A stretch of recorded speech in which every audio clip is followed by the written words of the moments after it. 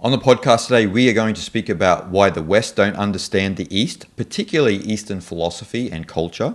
We will explain this through moral psychology, cognitive science, the concept of weird people, and an ethics based on 3 models and not one, as the West incorrectly assume. Now, what we will speak about today is primarily based on 3 books: The Righteous Mind by Jonathan Haidt, The Weirdest People in the World by Joseph Henrich, and The Geography of Thought by Richard Nisbett. Now, these 3 books and all 3 of these studies are important for anyone who wants to basically understand other cultures and life, but especially for those who are interested in Eastern philosophy.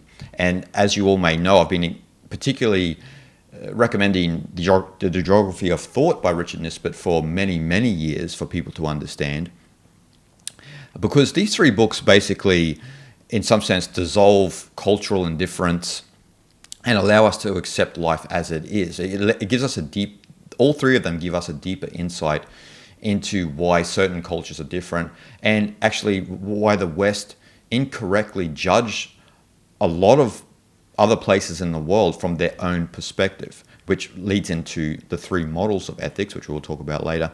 But this also leads into why I've been recommending for 15 years now for people to actually travel and absorb themselves in places like India, Nepal, Thailand, rather than just reading book knowledge. I've been explaining this to people now for over a decade, the importance of actually embracing that culture, which we will get into also in this. So, as I said, this could potentially be one of the most important podcasts for you to listen to, because you will gain an understanding of why certain people view other parts of the world incorrectly, and why a lot of people misunderstand Eastern philosophy and spirituality. So to start that off, we need to understand in moral psychology, there's basically 2 principles in moral psychology.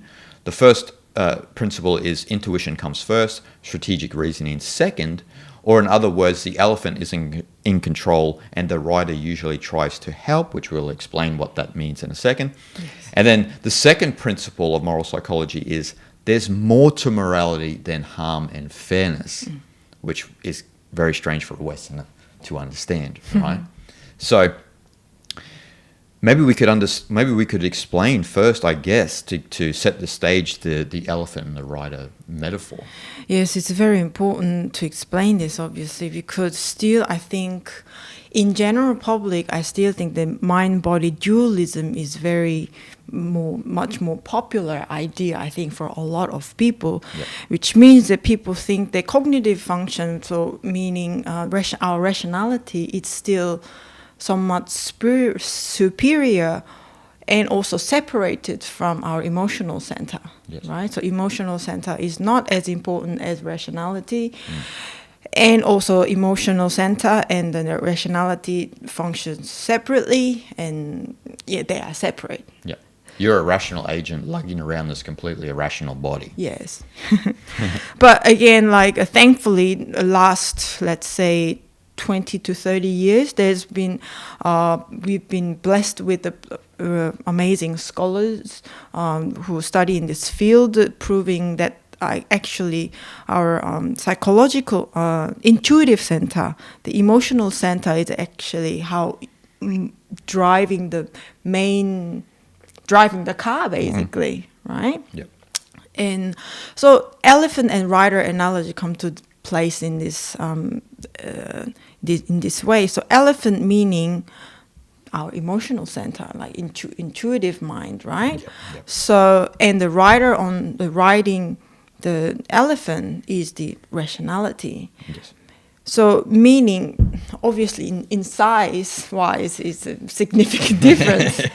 Again, a lot of people actually know this, that 99% of our life pretty much driven by our unconscious mind. Yep. That unconscious mind meaning that the psychological, emotional center that's represented by the size of the elephant, right? So with the relationship between elephant and rider is that when elephant takes the direction where to go for a walk, for instance, then rider has no choice, right? Because elephant took already direction which way the elephant wants to go. The rider's role in that sense is just to follow. So what that means is that when you have already intuitive sense of something and you've kind of already made a decision by that time from your instinctual and intuitive response and your rationality, your rational mind is trying to interpretate that decision, why you made such decision, meaning that your rationality is basically defending your intuitive sense. Yes. And funny enough, throughout these 3 books, and in their 3 books, plenty of research actually prove that how that actually is the most of the time. Exactly. And we see that also through Daniel Kahneman's work, right? Like Thinking Fast and Slow, like where we look at, the hot cognition and the cold cognition. So the cold cognition is in the prefrontal cortex here in the brain, in the frontal lobe, which is the rational center, is the cognitive control center, so to speak, the rider. Yeah. And then you have the hot cognition, which are all of these unconscious processes and subconscious and all of this that actually, even physiologically, is a large portion of our brain. And so, and what a lot of people don't consider is that majority of cognitive processes are from the elephant, are the emotional and the intuitive. But because we live since the Enlightenment period in Europe, we're under this impression that rationality is running the show. And it's not running the show. Yes. As you explained, the rider is only helping the elephant. Yep. And so when we look at, especially Eastern philosophy, particularly if we look at Taoism, the whole concept of wu wei, and if we relate wu wei, effortless action, towards our, say, a skill or learning something different, it has to become your second nature. So what does that mean? You have to change the process of the elephant. You're not changing the rational agent. You've got to somehow change the elephant to make it second nature. And this is what's important, particularly within the modern world, right? Because we have the riders fighting each other, right? They're constantly always fighting each other. Say in a political argument, right? The reason why in a political argument you never see people come to some sort of agreement is because the 2 riders are fighting. But what you've got to try to do is you've got to try to change the elephant. Yes.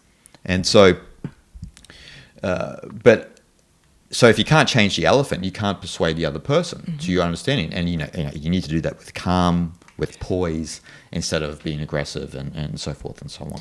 Yeah, when we get to see someone who can speak their mind and try to prove a point, but with a really calm manner and very human way of communicating to people, and you feel much more of a good impression of that individual, and you feel more convinced to that reasoning over someone just purely cold and rational and just pushing the logic. Yep.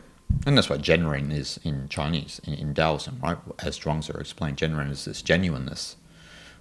You're coming from, the elephant, and you're open to the whole panorama of the world. And you're not fixed in your ideas and your ideals and so forth and so on. And so, now since we explained that, when we look at the West and we look at the East, as I mentioned earlier, this concept of weird people. And so this comes from cultural psychologists Joseph Henrich, Steve Hain, and Arya Norizanian. And this was actually published way back in 2010, but Joseph Henrich published a recent book, The Weirdest People in the World.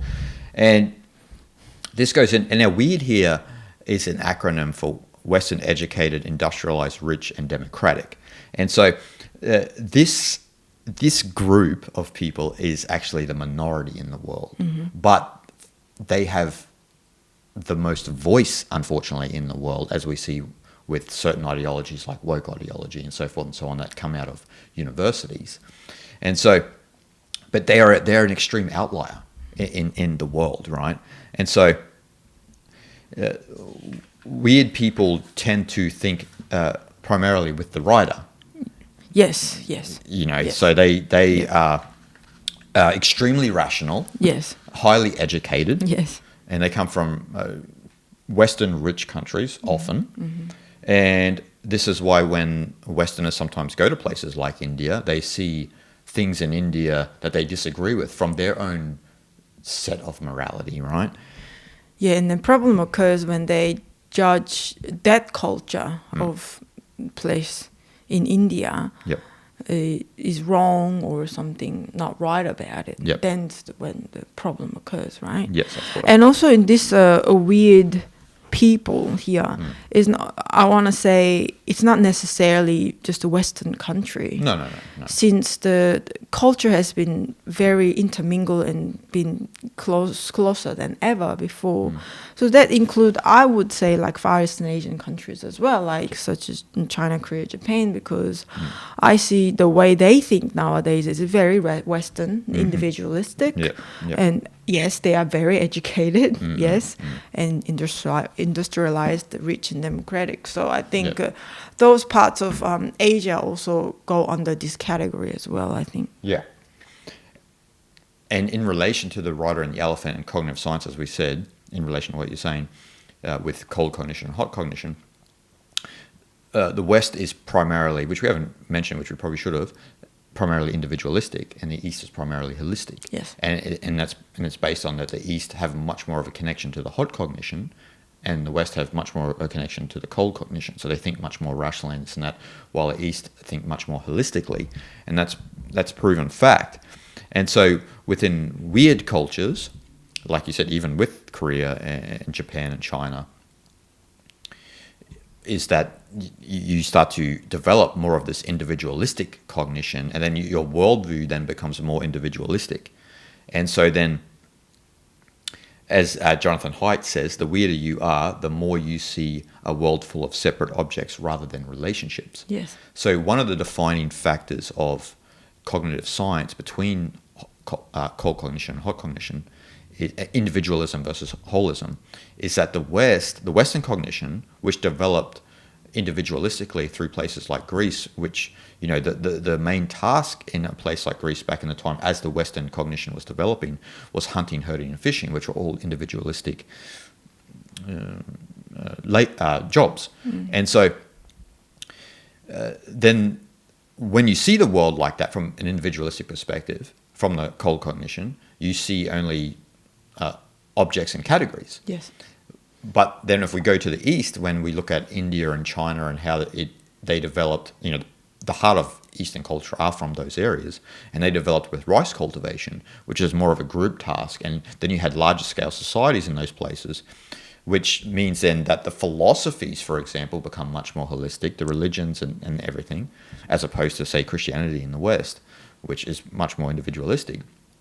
And so then you have all of this, right? And so then the holistic cognition, the perception is context and relationships, as opposed to objects, and and this is very important for how you actually see the world. Yes.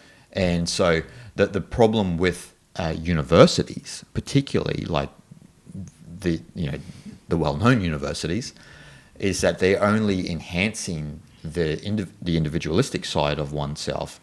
And what we were going to explain in this podcast today is that actually it's holism that is actually our real nature. Yes. It's not that individualism is wrong. It is a cognition that we have. But to primarily see the world through that lens is an outlier. It falls in line with weird cultures. Yes. So your perception is basically warped. Right? Yes. We are going to talk about these three models of ethics, but these three models of ethics also originated from these two completely different way of viewing the world, I think, as well.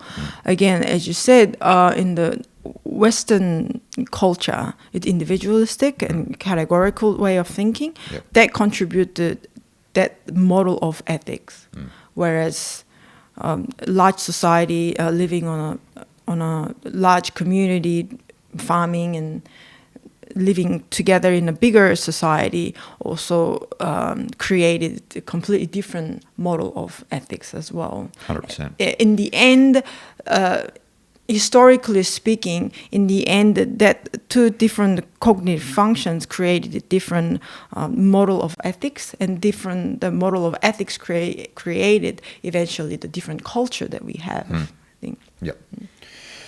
And to set that up, just before we get into that, is when we look at Richard Nisbet's work, right, in the geography of thought, and he speaks about categories and objects as opposed to relationships and context. And I speak and I use an image in Fasting the Mind, in my book Fasting the Mind, of a bogfish surrounded by a lot of little fish.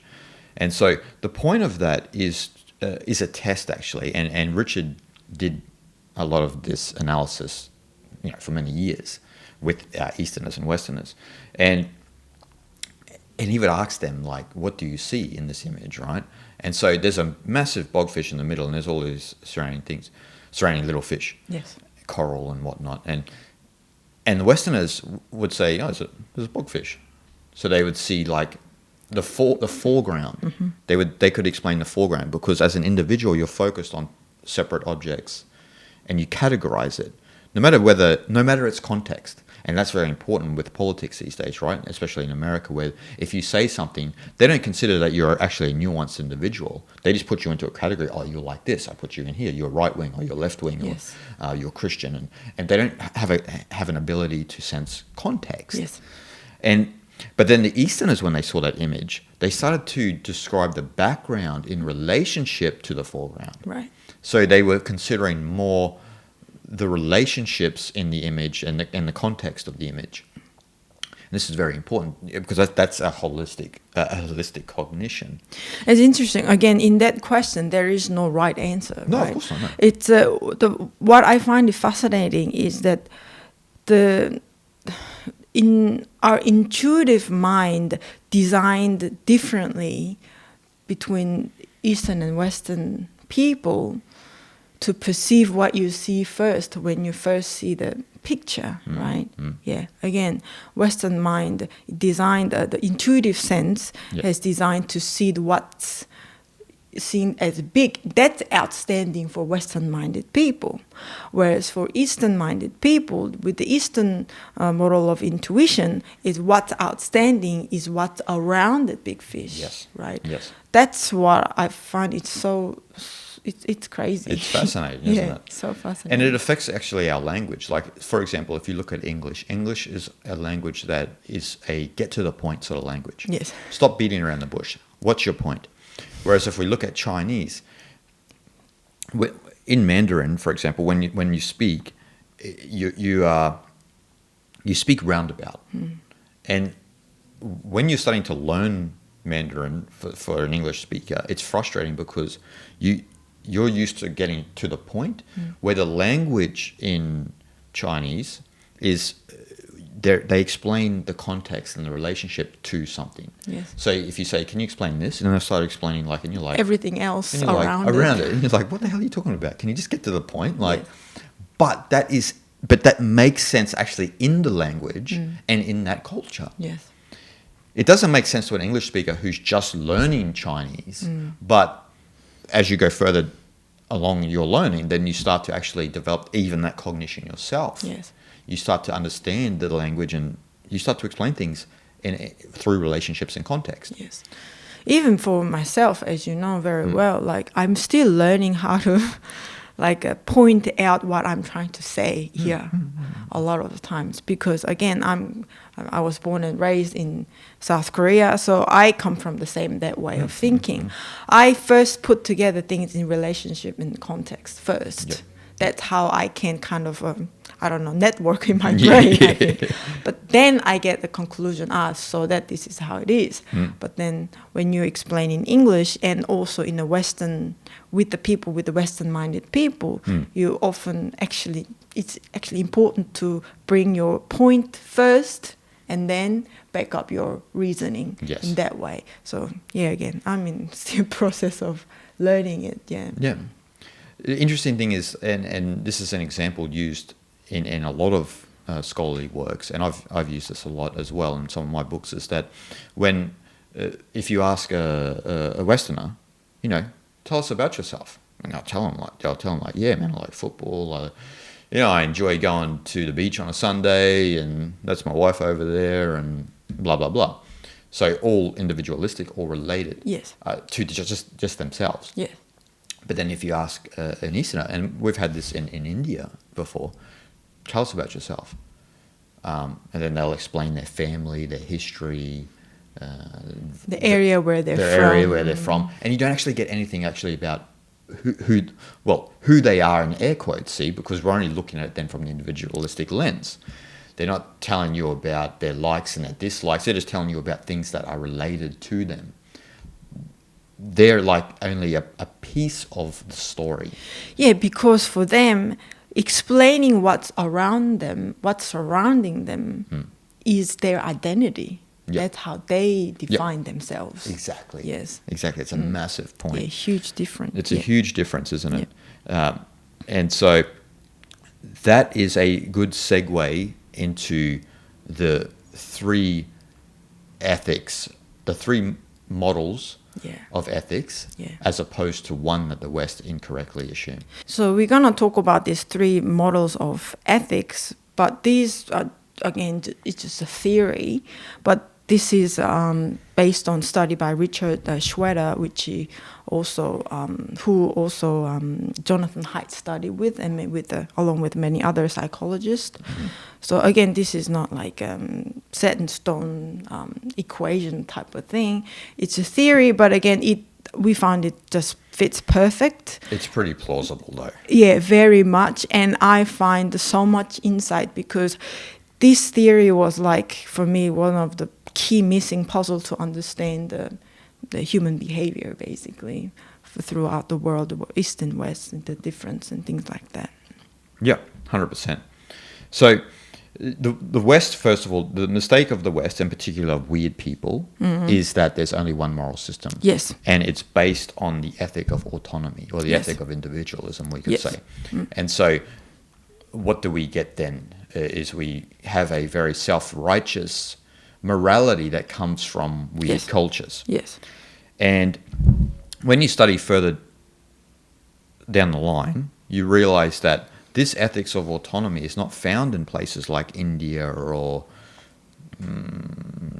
Colombia and places of this nature, right? Yeah. It's just not found there. And so you have these three ethics where, as you said, based on Schroeder and Haidt's work, which is the ethic of autonomy, the ethic of community, and the ethic of divinity. And so the problem with the world today is the West are going around judging the world based on the ethic of autonomy. Yes. And so maybe we should explain the ethic of autonomy first. Yes. Which is based on, as I said, individualism. Yes. Again, they believe people should be free to satisfy their own desires. Yep. This is the first and foremost value under this ethics, how they value. Again, that leads to the individual desires, individual rights, liberty, justice, right? Yep.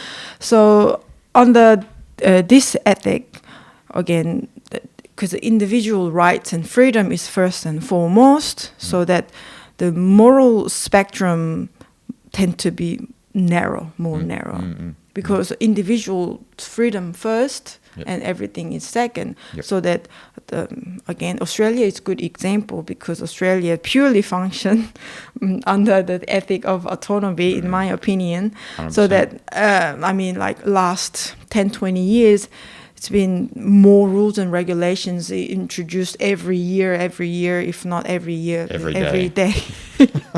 There's new rules and regulations, new things that we should follow. Otherwise, it disadvantage us in many ways. So so that's, again, it's dominant ethic in individualistic society in Western country, Europe, America, yes. And slowly creeping in Far East Asian countries as well, I would say. 100%.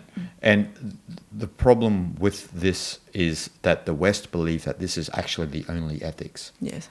And this is what happens when you don't travel, when you don't experience other cultures. As I keep telling people, you've got to go and experience, and not just go for a holiday. You've got to absorb yourself in the culture. Yes. And And so what happens from here is that you have people who operate from the ethics of autonomy going around judging the world based on their own ethical model. Yes. And so then you can have something like woke ideology, Yes. where it's based on hyper virtue signaling, based on their own sense of idealism, which is only based on then on individualism, which is actually out of sync actually with a lot of Western culture, let's be frank.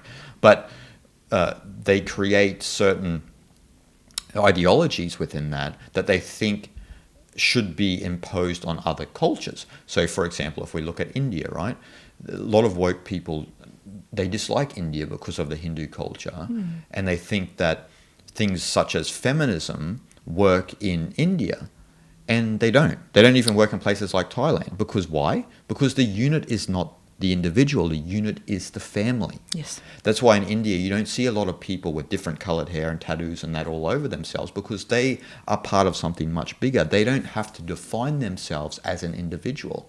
They are defined by their family, by their culture, and they feel as if they belong. Yes. And this is one of the things with the ethic of autonomy. You have a sense that you don't belong, so you need to define yourself, maybe by colouring your hair and tattooing all over your body to say, look, this is who I am. Accept me as who I am. But you don't find that sort of insecurity in the East. No. Because a lot of people are just, they feel as if they belong. They are comfortable in their community, with their religion, and so forth and so on. And so this is very important, right? Yes. Again, the ethic of autonomy being very individualistic, and its ethics characteristic itself is individualistic. I think I would want to say. That's why I think the woke ideology came from the extreme dogmatic following of this ethic of autonomy. That's 100%. what it is. When you take this Western morality, Western way of morality, is like your textbook, gospel, and that became like a dogma to you, then we can result in what we have in woke ideology, right? You are unable to accept diversity in a sense. Yeah, 100%. 100%. You can't accept that other cultures do other things differently. Yeah. You just can't do it. Yeah. It's a little bit mad in the end of the day. And this is actually why a lot of Indians, and particularly Hindus, in recent times have become frustrated with the constant rhetoric towards India. And it's become frustrating because they are constantly being demonized because they do things differently. Yes. They don't operate from the ethic of autonomy. Yes. They operate from the ethic of community and divinity. Likewise with China, right? We can say anything about communism and Marxism, right? Like, that's a whole different story. But the Chinese do things differently as well.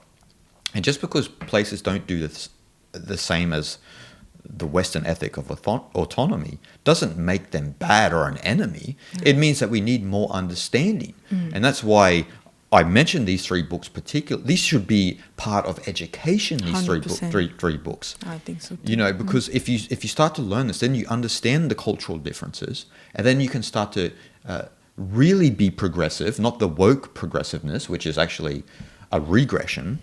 And so you can really progress through understanding other cultures and allowing them to be and mind your own business. It's a foreign concept these days, right? Minding your own business. But that was held as one of the holy grails in older cultures. And so... Yeah, I mean, that's why when we were living in Thailand, in this little piece of land, no, actually quite distant bit of land, and we had some neighbors, and the neighbors come from Germany, America, all sorts of countries, and we had an old couple who actually owned the place, and this person didn't like the way they do gardening and things like that, and he just like, this is how it should be done, and this and that, and Thailand, he was just shaking. They just don't know how to do things. But at the same time, we were just we were doing this. Yeah. We were Just- let's just let them do their thing. This is their way, and let's just respect that way. Yeah, exactly. Yeah. Don't come over with your own ideas. And Yeah. and you find this, particularly when you first start traveling, like even myself, when I was dropped in Calcutta for the first time, and I saw things, really then how things operated in India, and I was like, oh, why do they do it like that? But that's, again, my own cultural programming. And I come from the ethics of autonomy, maybe not so much these days, but I did once upon a time. And so then I would see things, and you're not seeing it clearly as it is. You're not minding your own business. You're not allowing people to get on with things. You think you know best, but you have no idea and no understanding of the cultural framework and the way the society works. And that's why it's really ridiculous when you hear the wokesters start criticizing other countries and this and that and other cultures based on their own thing. It's like, you've never even been there. You've never embraced it. Yes. And it's ridiculous, right? Yes. It's ridiculous. And so we'll move on to the next one, the ethic of community. Yeah, the ethic of community and the ethic of divinity, these two sections will explain basically how our natural mind function works, actually. And also that'll explain a lot about Eastern holistic mind. Yep. Yeah. Again, this is based on the idea that people are first and foremost members of larger entities such as families, teams, armies, companies, and so on. So these larger entities mean a lot. It means more than the members who are in part of the thing. Yep. Yeah. So like these team, these unit with the consists of large member of people are real. They matter. They're important to protect. We need to protect this. That's why these the patriotism and this kind of idea comes into place. So again, that's why these the societies that function by ethic of community often have this moral concepts like duty, hierarchy, and respect, and again a reputation as well. Yep. Yeah, these ideas. Well, see, India is a good example again for both the ethic of community and divinity, because they have both. And as you said, with duty, right? So you have dharma. You have your kind of your own personal dharma in the society, and you play your part because that's part of the ethic of divinity, because you're part of something much greater than yourself. And when you go to India, for example, they have the community is very devoted to Sanatana Dharma, Yes. and they're very devoted to the idea of Bharat. And so when you and I go there, and for example, we love India, it's probably our favorite country in the world, and we've spent many years there, is that when they find out that you love India too, you're part of the family then, like, like you are now part of India as well, even though we're not, obviously we're not born there and don't look Indian, but... So again, there's that warm welcome from Indian local people, isn't it? Like again, we've mentioned this place many times. The place we love to go to in Tiruvannamalai in Tamil Nadu in India, is once you step into the town and you understand that why you're there for the mountain of Arunachala, and you step into the ashram of Ramana Maharishi, and you get amongst Indian people, then they know why you're there. You don't have to... I mean, again, they're a complete stranger, and you are a complete stranger to them too, but that doesn't mean anything to them.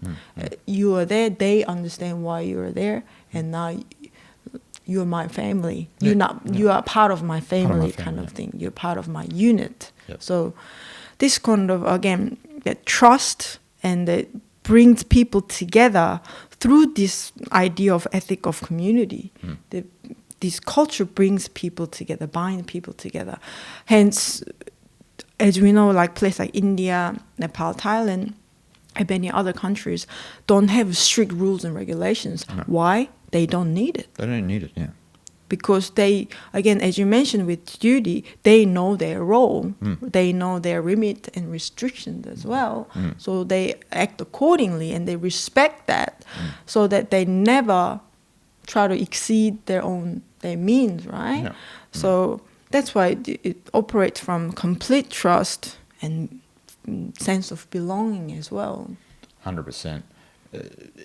In India, for example, if you've ever been, anyone who's been would know this, you actually would never miss a meal in India. You wouldn't even have to pay for a meal, because you're always getting invited over to strangers' places for dinner. It's because you're part of India now. You're there. So even as soon as you walk in there, it's like you are India now. And so then we've been invited to dinner thousands of times. Yes. You know, and as you said with rules and regulations, in relation to that, Thailand, for example, right? So in Thailand, the honesty principle in Thailand is one of the highest in the world. You can just leave your push bike sitting there not locked, and you could leave it there for a year. No one's going to steal it. Yes. Now, obviously, there's going to be Of course. some people, but we're talking in general. People don't steal; they just don't do things. We had an experience probably 12 years ago now. We were living in Koh Phangan, in one of the islands in Thailand, and we had $800 stolen. It was in baht. It was in Thai baht. And then you instantly think that maybe it's the workers there. But it was a Westerner who stole the $800. It wasn't the Burmese who were working there, and it wasn't the Thais. The funny thing is, first few things that people need to really be careful when you travel to place like Thailand, India, place like that, is to take care of your important possessions like money, passport, and whatnot. But what they all say is usually foreigners are stealing these things, not the local people. Not the local people. Yeah. That's the funny thing about it. Yeah, you got to watch out for backpackers, man. They're vicious, but. They're on budget. They're on a budget, yeah. And so, especially the ethic of community and the ethic of divinity, you are part of something much greater than yourself, right? Jonathan Haidt, he made this good quote. I'll read this. It's kind of like a side note. So, in relation to an ethic of community, right? He said, in such societies, the Western insistence that people should design their own lives and pursue their own goals seems selfish and dangerous.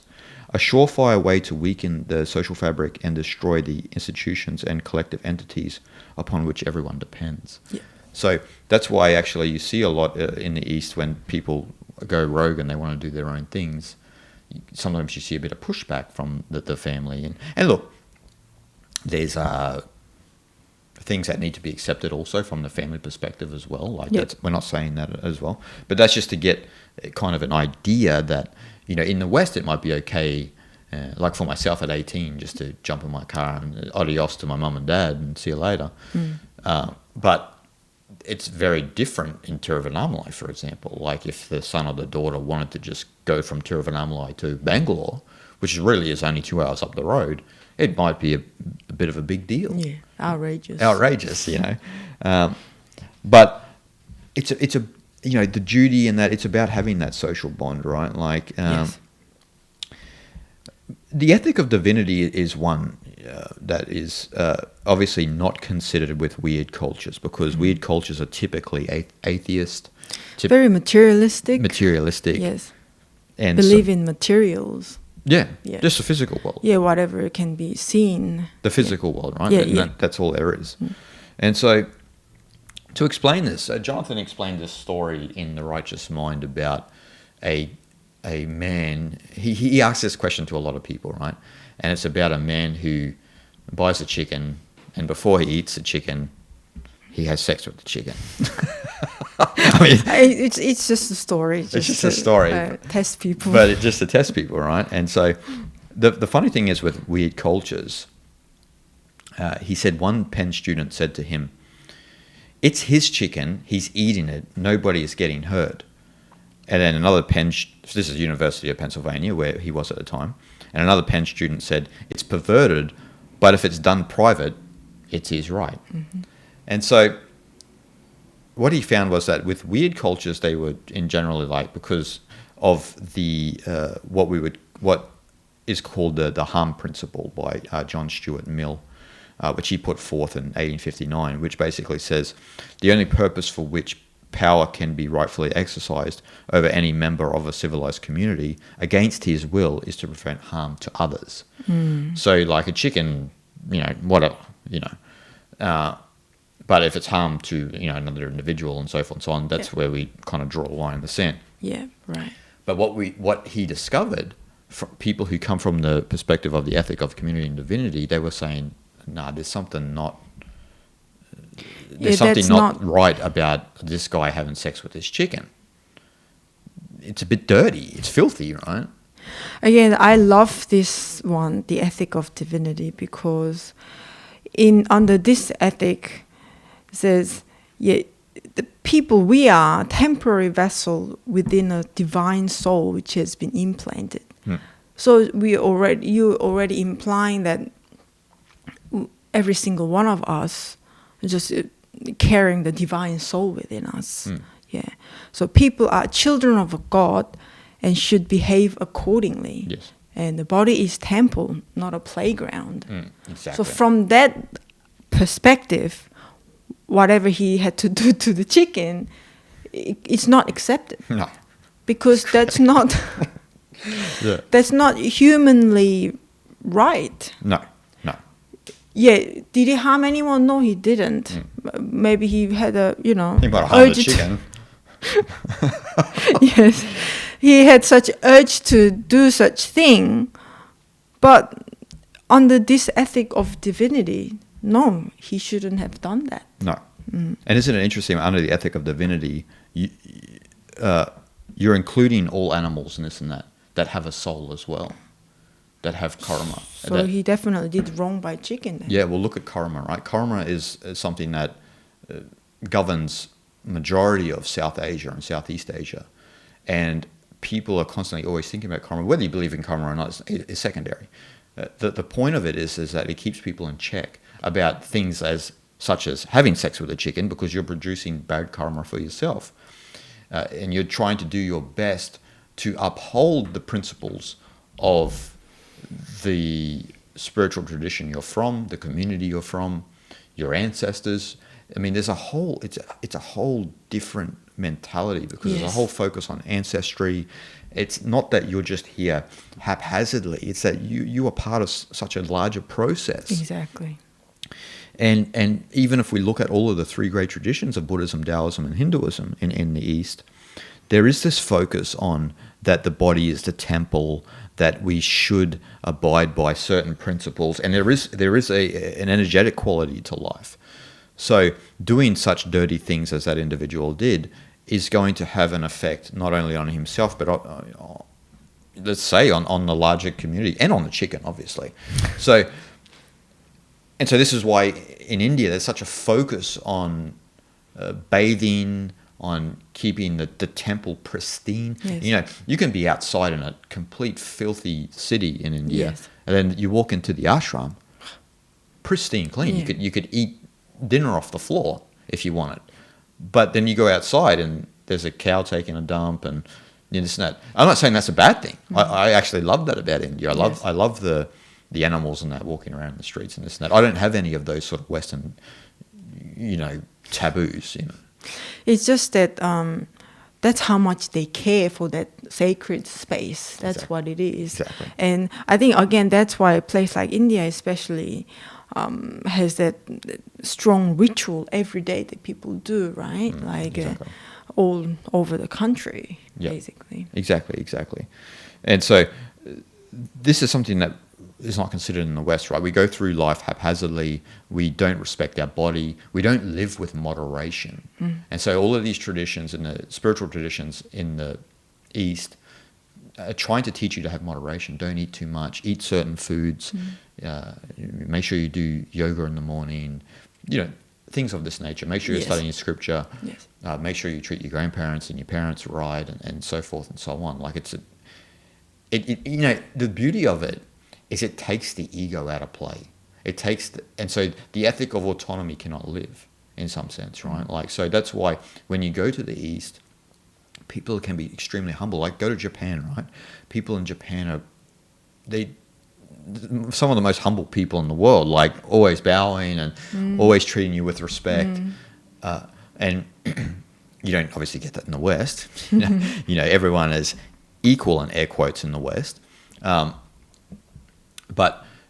in the East, there is this whole cultural framework that keeps it very peaceful, and you lean into then more of the human characteristics of like humility, honor, respect, forgiveness.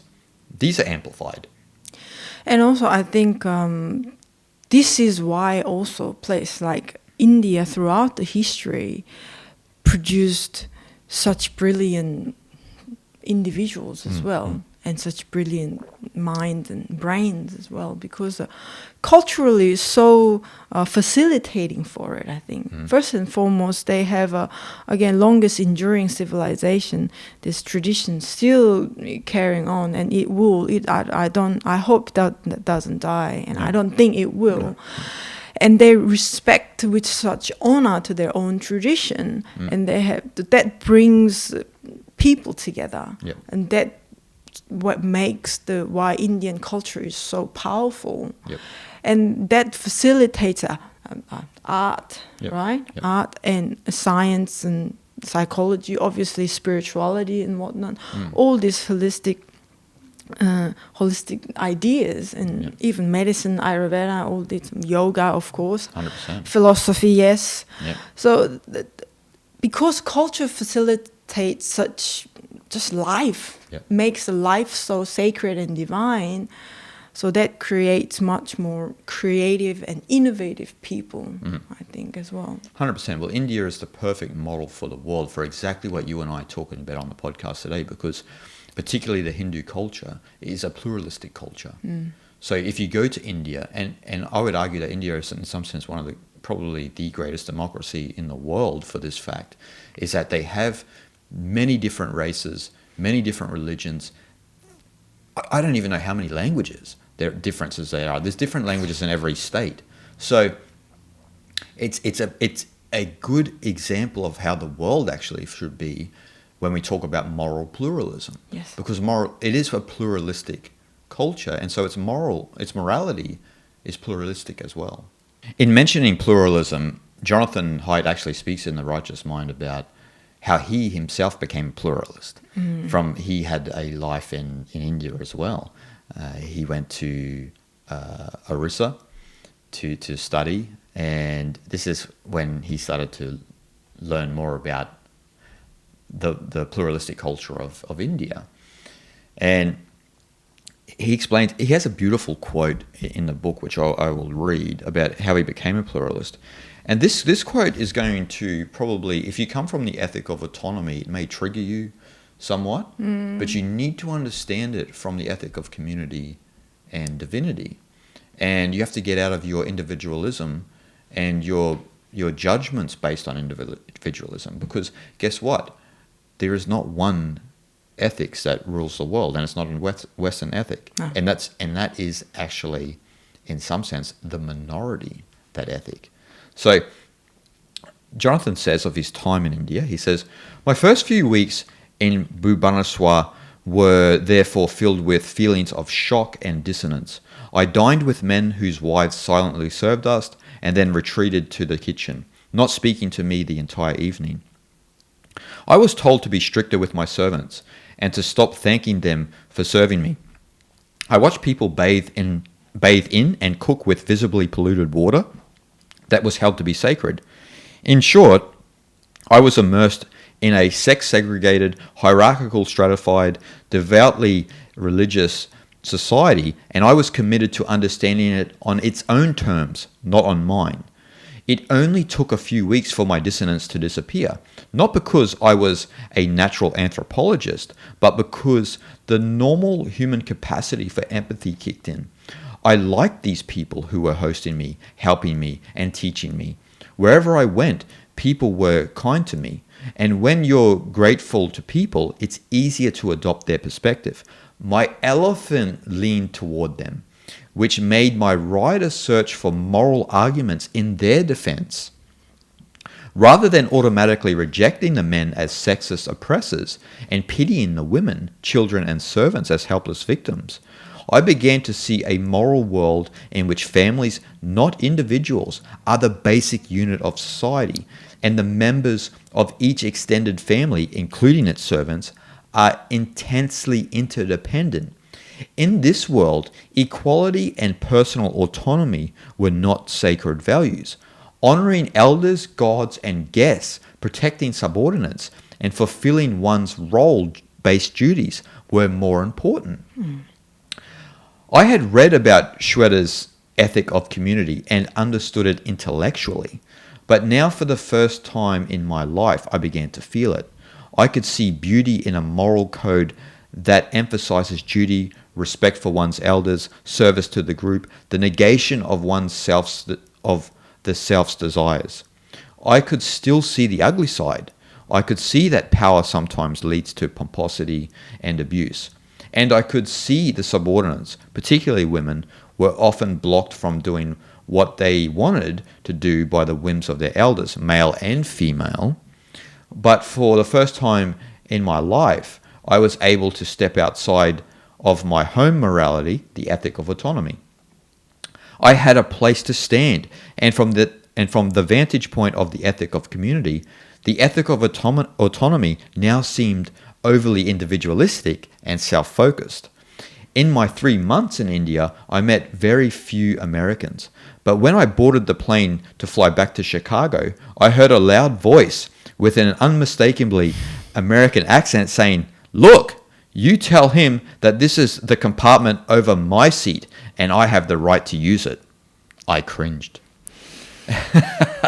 That's kind of like every time we jump back on a plane leaving India. Doing this, I just just take it easy. People just sit down chill, take a chill pill. relax. The world is not about you. That's a beautiful quote, isn't it? Yeah, that's why. I mean, I'm still like, it's 700-page book, so I'm still at the beginning after 250 pages. Mm-hmm. But one of the most enjoyable readings so far. It's yeah. And Jonathan does speak about how that ethic of community, gave him actually a greater sense of what actually the ethic of divinity was. Mm-hmm. So he could actually feel the ethic of divinity in subtle ways. Yes. And this is why when people say India changes you, it really does. Because particularly if you're from South Korea, you operate on the ethic of autonomy. Australia, myself, probably most people listening and watching are from America or Europe. And so it just changes you, man, because you start to see the beauty in a culture that actually works. Mm-hmm. And if you get out of your superficial autonomous judgments, then you can understand why it's the longest enduring culture in the world. Mm-hmm. And I tell you, when you get off the plane in India, India hits you in the face. And the beautiful thing about it is that as Westerners, you start to downregulate your sense of self, and then you feel, as Jonathan alluded to, you start to feel the ethic of community and the ethic of divinity, because you're starting to downregulate yourself. What's going on is much more important than what's going on in your life. Yes. And this is why in psychology, when they deal with depression and suicide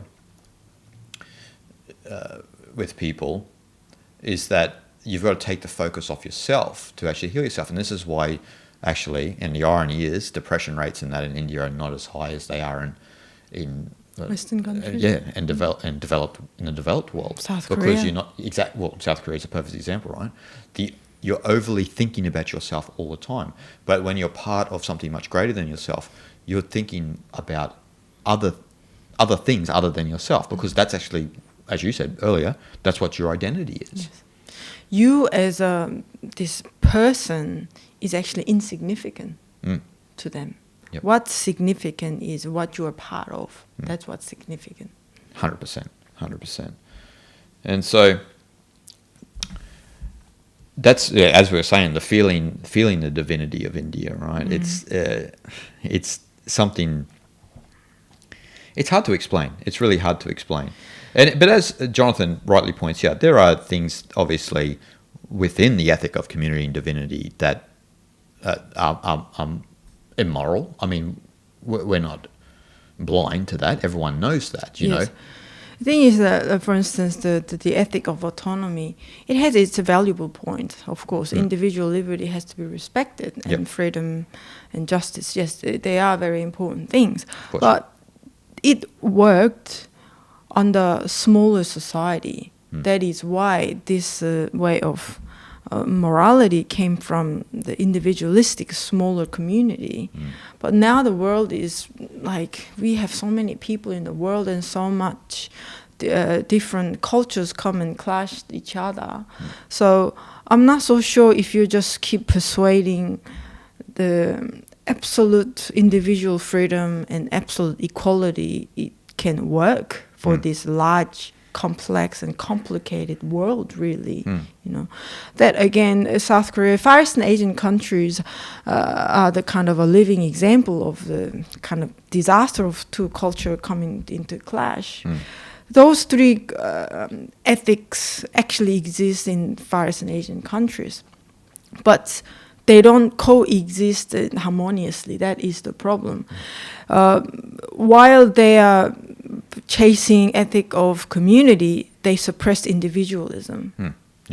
While so when that happens, that people try to be overly stick out in a wrong way. They try to copy like these like American rappers, while that you are just you're just a Korean person. Yeah, as an ordinary Asian person, let's just like know your own culture. Know your own culture, yeah. Behave. Be genuine. Yeah, be genuine. Be real you, you know.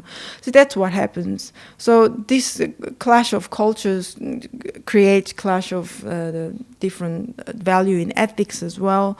So it's difficult thing, but all these three has to come to in a good harmonious way to facilitate all this complexity and complexity of the world today.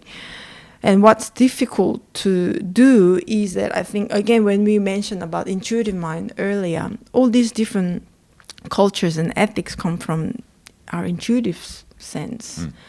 And the funny thing with intuition is when you see or fixate things in one way, so your intuition, your elephant's already gone this direction.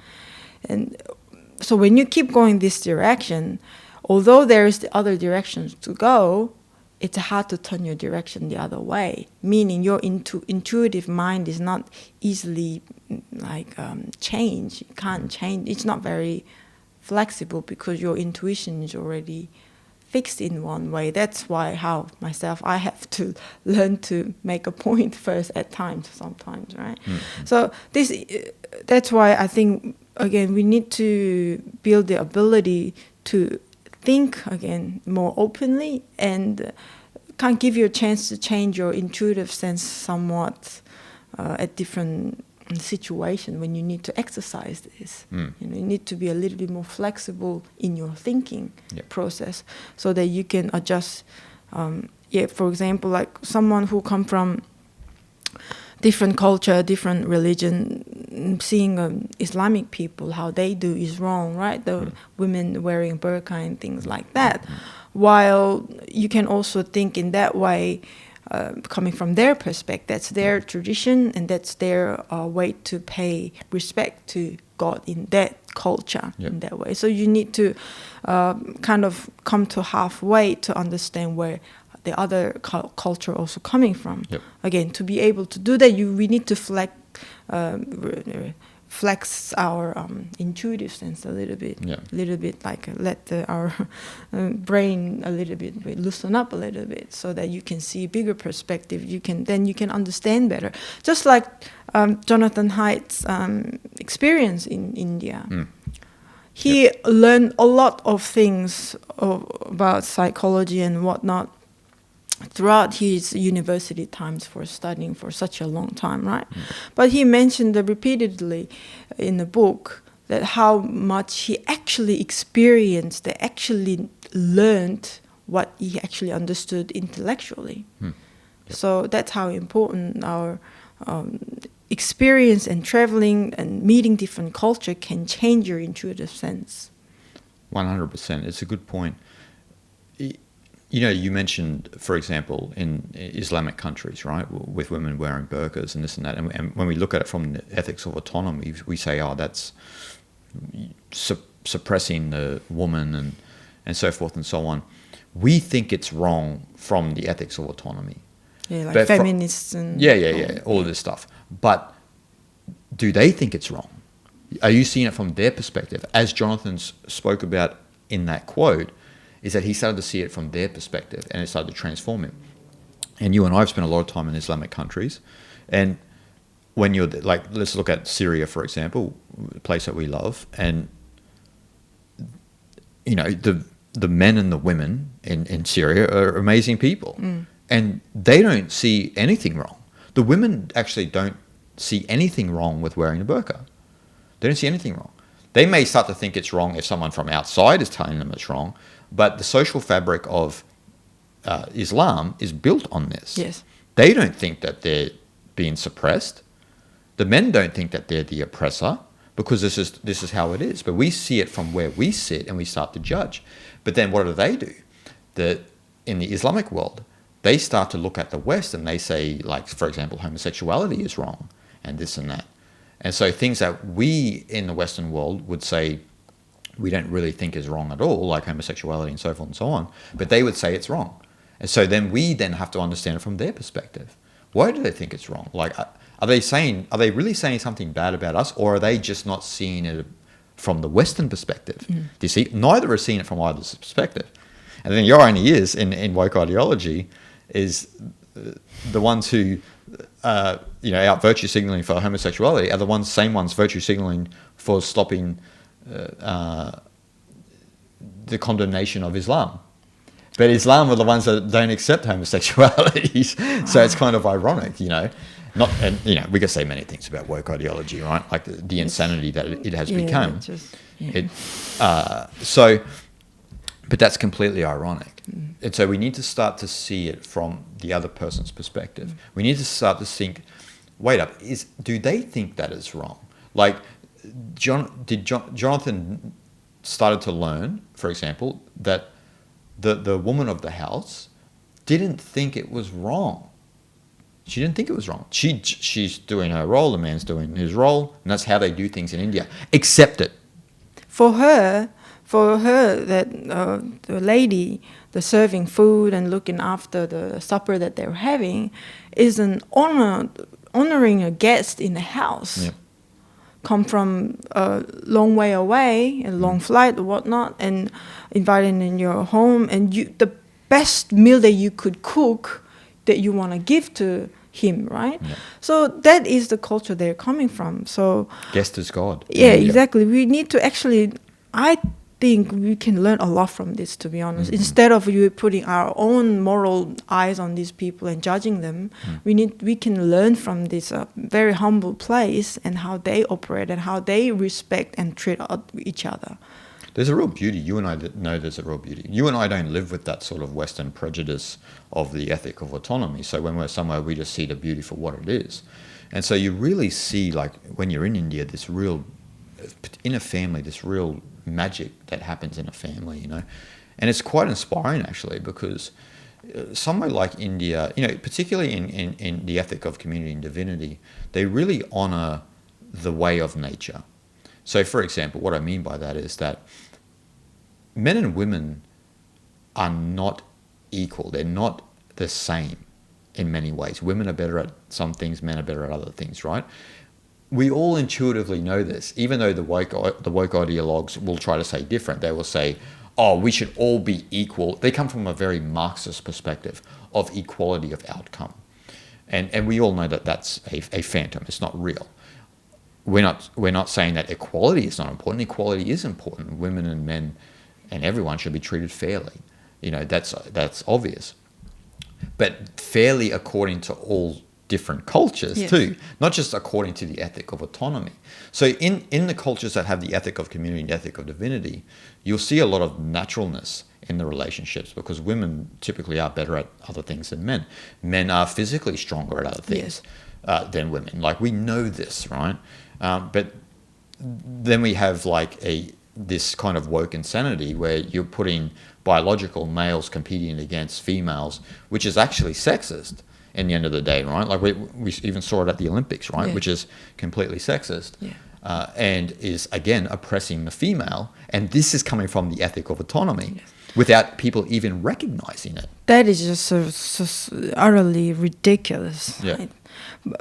What they are really talking about, or what they need to actually learn, is that what they're trying to say is not about equality of absolute equality, basically equality of outcome. Yeah. What they're after, what they should adjust is the equality in opportunity. Yeah, of course, yeah. That's what they Equal need to say. opportunity. Equal opportunity. Yeah. That's what they should Yeah. go after. Why? Because if you want to get opportunity, do you just get opportunity and just sitting doing nothing? No. Yeah. You need to actually do something to get the opportunity, right? Mm-hmm. So you actually need to put some work in it to get the opportunity that you wanted. And that's much more, to me, fair and square, really. Mm-hmm. Just, again, like, absolute equalities that is just, I think they just more humiliating both genders, I think, in my opinion. And whoever just going after feminist right and this and that is actually like making themselves foolish, in my opinion, because we're fine. I mean, like, most people generally live with the ethic of community and divinity in general, right? Like, even in the West, and Jonathan did point this out, that even the working class people in America, when he asked the chicken and the fallow story, most of them were like, oh man, there's something wrong about that. It was only the real minority of weird people who said that, no, it's okay. And that's the weird people are the woke, is where woke ideology comes from, right?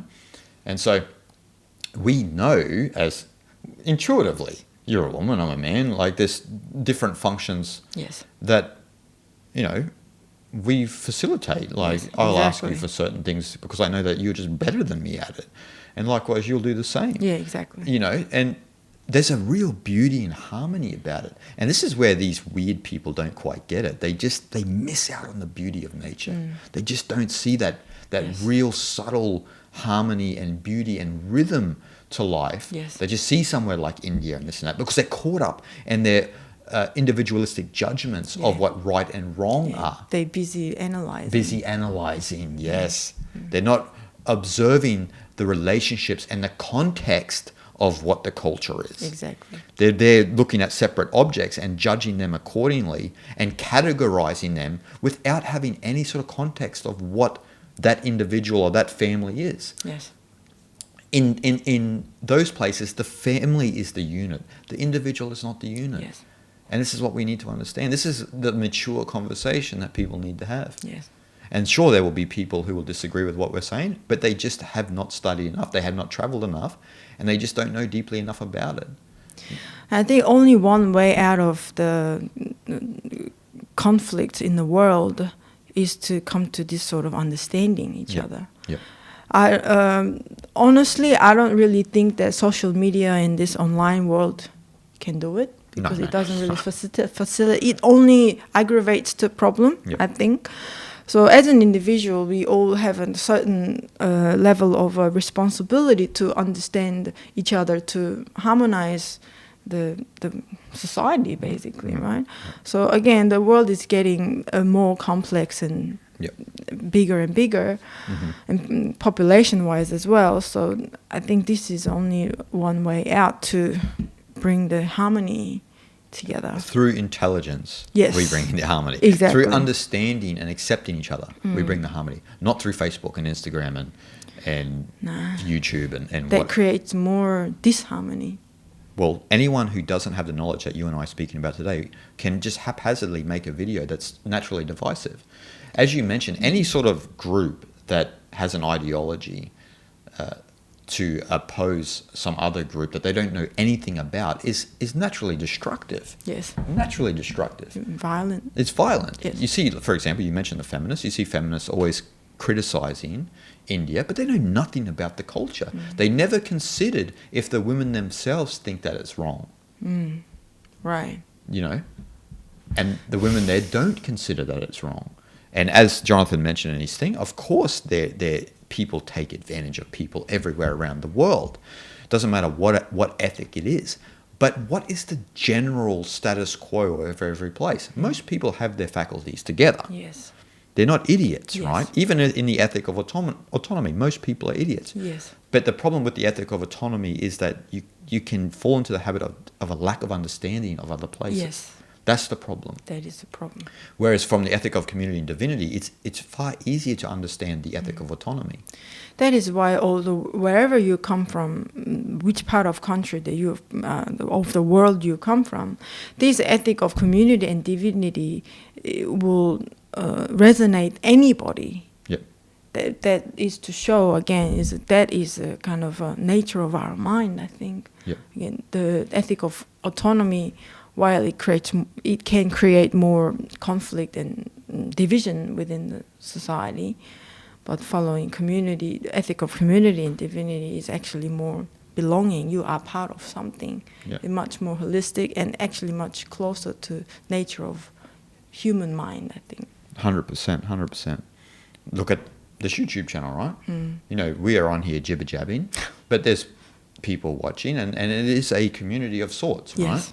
Like, and always in that community, you get some people who are angry, and you get some people who are. Most people in general are nice and well mannered, because why?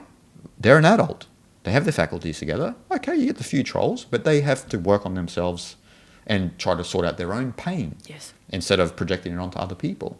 And so if we bring it full circle, as I mentioned in the beginning, that everything we were going to talk about in this podcast also is important for people to understand Eastern philosophy and spirituality. And so you must understand Eastern spirituality then from the ethic of community and divinity, because they are based on holism and not individualism. That's what's important, right? Yes. And that's why you and I have constantly been telling people for over a decade, you need to spend time in these places. Yeah. I know that you can read a book by Eckhart Tolle and say, I know everything now, but you're saying that without any context. Yeah. You're saying that thinking that you're really shanty, but then as soon as I stand on your foot, then the duality is there. Whereas if you go to Southeast Asia, South Asia, particularly those two locations we recommend, then you start to really see the ethic of community and divinity in full effect. Yeah, and you get to actually live that life as well and see how it goes with you. Exactly. Yeah. And everyone comes out a lot better, right? Oh. You don't usually, it's as Jonathan said when he got on that plane, he cringed, right? And we've had that many times. Every time. Usually when we're coming from Asia or South or Southeast Asia back to either South Korea or Australia, we start to get the old elbows out and don't take life too serious, people. That's a fact of the matter. You're part of something much greater than yourself, and that's what the ethic of community and divinity can teach you. So we hope you guys enjoyed today, and we'll see you guys next time.